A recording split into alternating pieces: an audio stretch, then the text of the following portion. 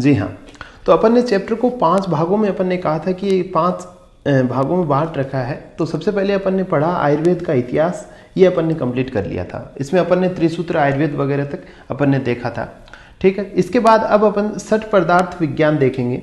सठ पदार्थ विज्ञान में वही है जो अपन पदार्थ विज्ञान में जो 6 पदार्थ पढ़ते हैं उन्हीं की बात अपन करेंगे, ठीक है। तो इसमें सबसे पहले अपन देखते हैं त्रिसूत्र आयुर्वेद का तत्कालीन व्यवहारिक स्वरूप, कि भाई जो त्रिसूत्र आयुर्वेद जो था महर्षियों ने उसके बारे में जाना इंद्र से, ठीक है, भारद्वाज के द्वारा। तो अब जो वो उन महर्षियों ने क्या किया, तो उन महर्षियों को जब आयुर्वेद का ज्ञान प्राप्त हो गया तब वे ज्ञान चक्षु से ठीक ठीक से सामान्य विशेष गुण द्रव्य कर्म समवाय इन जो सठ पदार्थ हैं इनको जो है उन्होंने समझा, ठीक है। तो आपको यहाँ पे इस श्लोक में क्या याद रखना है, आपको सिर्फ ये याद रखना है सामान्य विशेष गुण द्रव्य कर्म और समवाय, इनको इसी सीक्वेंस में याद करना है। जो जितने नंबर, जैसे एक नंबर पे ये है, दूसरे नंबर पे ये है, 3 4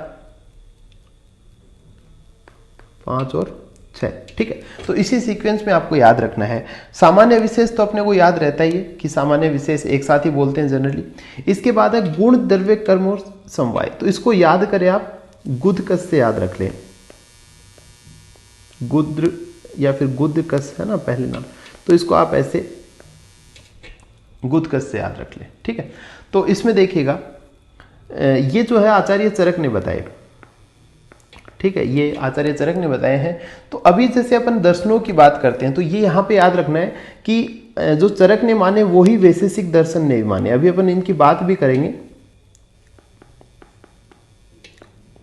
आचार्य चरक और वैशेषिक दर्शन ने यही 6 पदार्थ माने हैं, लेकिन जो न्याय दर्शन है, न्याय दर्शन ने 7 पदार्थ माने हैं, उनकी अभी अपन बातें करेंगे, ठीक है। तो इसके बाद अपन आगे देखें, देखिए जो महत्वपूर्ण बातें हैं वो अपन यहाँ बॉक्स में लिखी हैं अपने। इस श्लोक में आपको सिर्फ ये 6 पदार्थों के नाम सीक्वेंस वाइज याद रखने हैं, ठीक है। इसके बाद न्याय दर्शन की बात अगर करें अपन, तो न्याय दर्शन ने क्या 7 पदार्थ माने हैं, ठीक है। तो 6 तो कौन से हो गए, सामान्य आदि अपन ने देखा, और एक एक्स्ट्रा इन्होंने कौन सा माना है, अभाव माना है, ठीक है। न्याय दर्शन ने अभाव माना है। यहाँ पे आ सकता है कि भाई अभाव किसने माना है, तो अभाव जो है वो न्याय दर्शन ने अभाव को क्या माना है, पदार्थ माना है।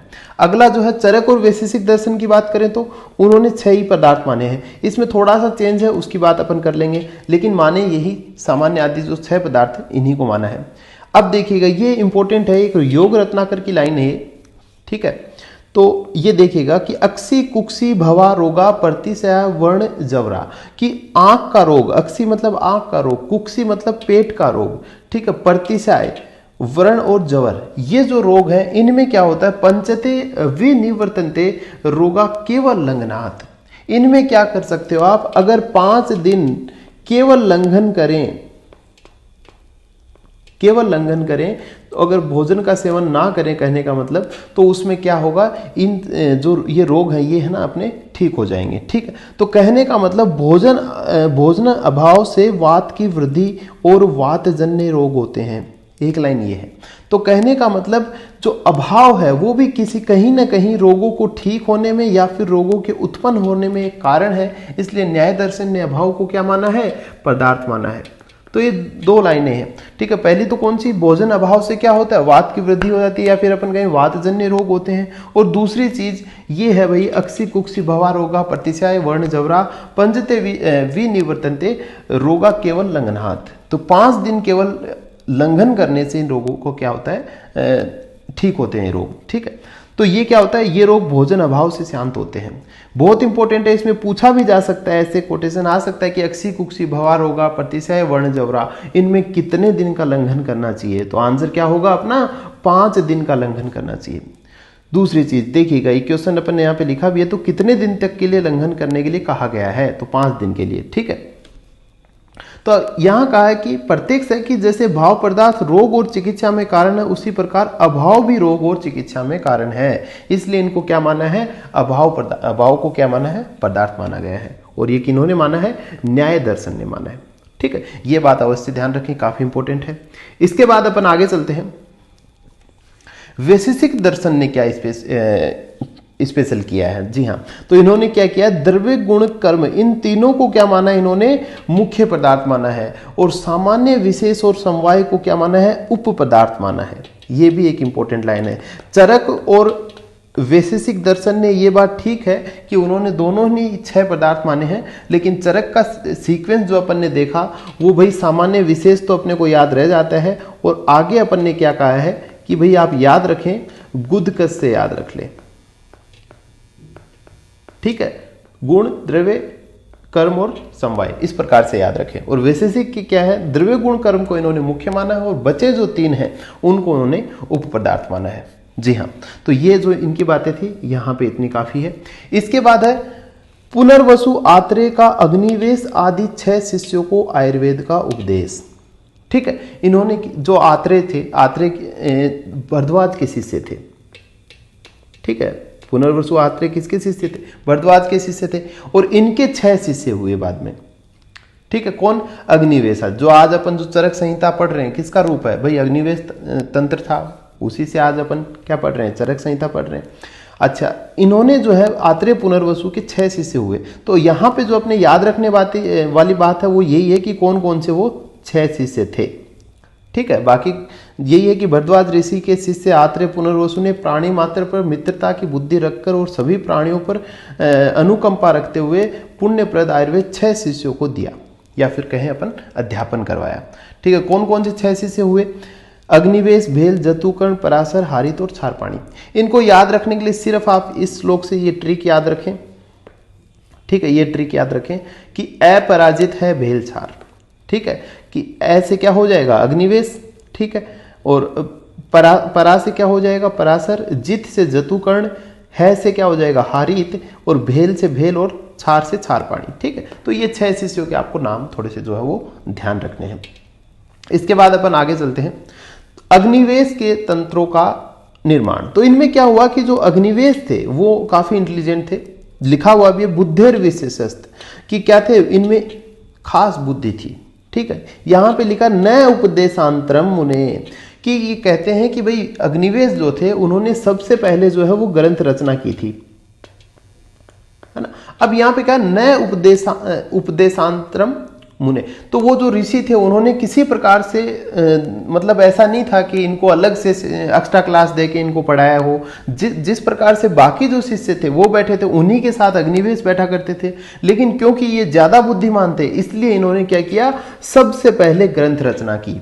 ठीक है, तो यही ध्यान रखना है, इसमें कुछ भी याद नहीं करना, बस ये सुन लेना है कि इन 6 शिष्यों में सबसे अधिक बुद्धिमान अग्निवेश थे, क्योंकि सर्वप्रथम इन्होंने क्या किया, ग्रंथ निर्माण किया था।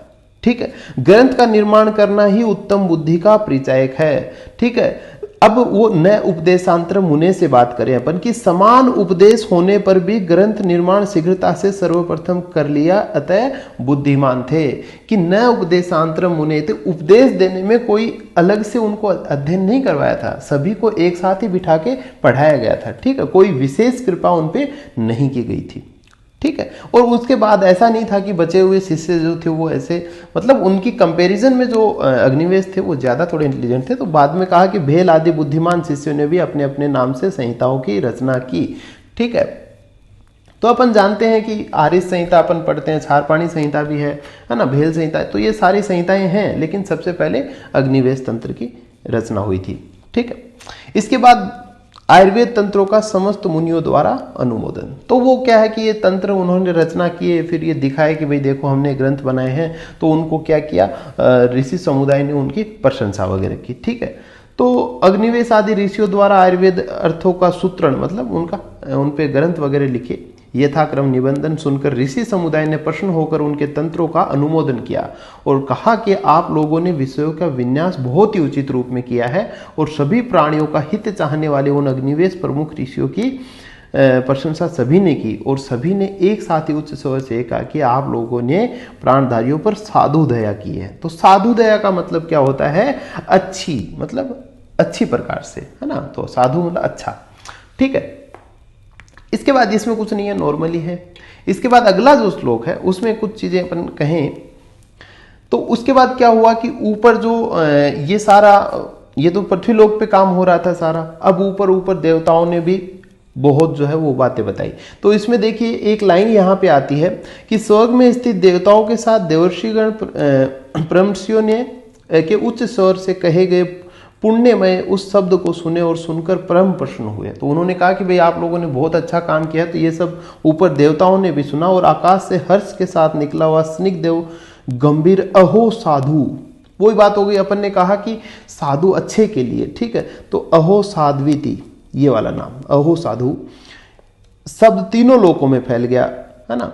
तो इससे क्या हुआ, लोकत्रय में, तीनों लोकों में लोकत्रय में क्या गूंज हो गई, ठीक है। तो ये यहां से क्वेश्चन बनता है कि जो अहो साधु या फिर अहो साध्वीति, ये जो कोटेशन है, ये जो टर्म है, ये कौन सी संहिता से रिलेटेड है। तो अपन कह सकते हैं किससे रिलेटेड है, चरक संहिता से रिलेटेड है, ठीक है। ये थोड़ा इंपॉर्टेंट है यहां पे।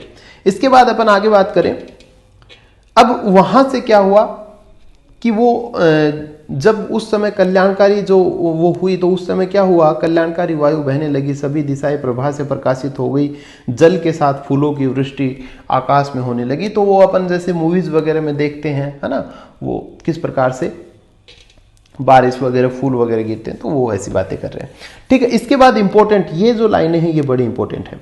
इसके बाद क्या हुआ, तो जिस समय इन ऋषियों की प्रशंसा हो रही थी उसी समय इन ऋषियों के शरीर में अष्ट देवता प्रवेश कर जाते हैं, ठीक है। देखिए अष्ट देवता, अब मुख्य बात यही है कि अष्ट देवता क्या है, या फिर कहें अष्ट ज्ञान देवता, ठीक है। देखिएगा, ये याद रखिएगा, बड़ी इंपॉर्टेंट लाइन है। बुद्धि, सिद्धि, स्मृति, मेधा, धृति, कीर्ति, क्षमा, दया, तो ये जो 8 है।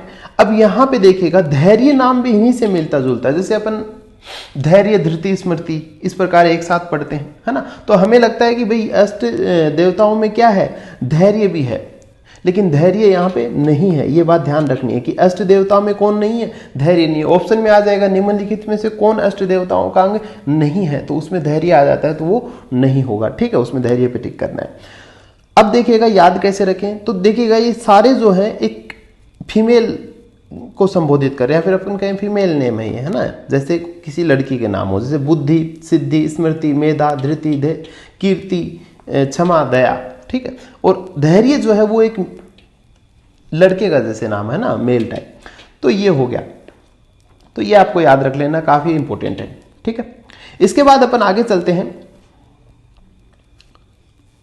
ठीक है। इसके बाद ये अपना जो है जो बेस्ट पॉइंट आता है आयुर्वेद की परिभाषा, जो अपने को सबका फेवरेट श्लोक होता है। और सब जनरली जैसे कोई भी वाइवा वगैरह दे रहे होते हैं उस समय जो है पूछा जाता है और अपने को क्वेश्चन नहीं आ रहा होता तो वो बोल देते हैं भाई चलो कुछ नहीं आ रहा तो आप क्या करो, आयुर्वेद की परिभाषा सुना दो। और उस समय अपन क्या कर देते हैं, ये परिभाषा सुनाते हैं। तो ये सबको लगभग आती है, ठीक है। लेकिन इसमें ये नहीं पूछेगा, इसमें सबसे बात कौन सी पूछेगा उसकी बात अपन करते हैं।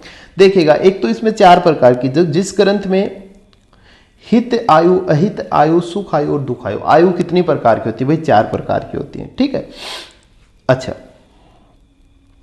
अब इसमें ये भी नहीं दे हिताहितम सुखम दुखम आयुस्तस्य हिताहितम, ठीक है। अब इसके बाद इसमें पूछता यह है कि भाई आयुर्वेद की परिभाषा का कहाँ अपने को देखने को मिलती है चरक संहिता में, तो कहाँ मिलती है, चरक सूत्र 1 में।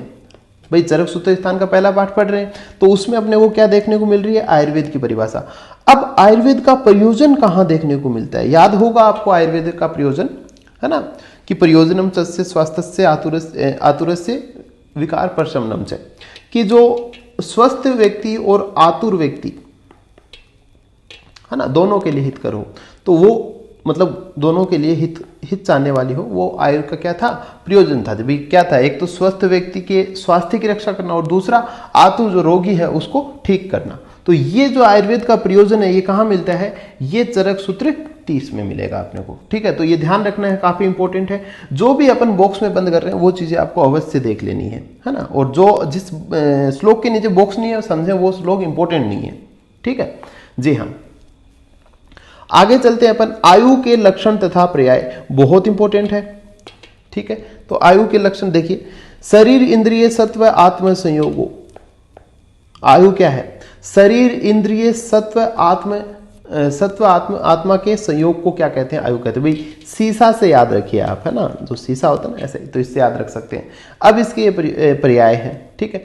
देखिएगा, इसको याद रखने के लिए आप किस हिसाब से याद रखेंगे, देखिए पर्याय कौन कौन से, धारी, जीवितम, नित्यग और अनुबंध है, ठीक है।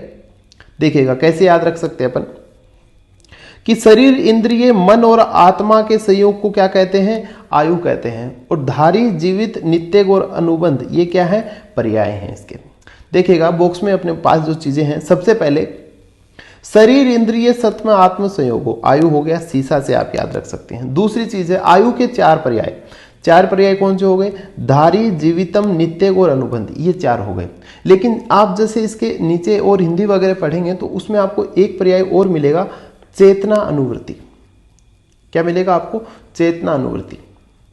अब देखिएगा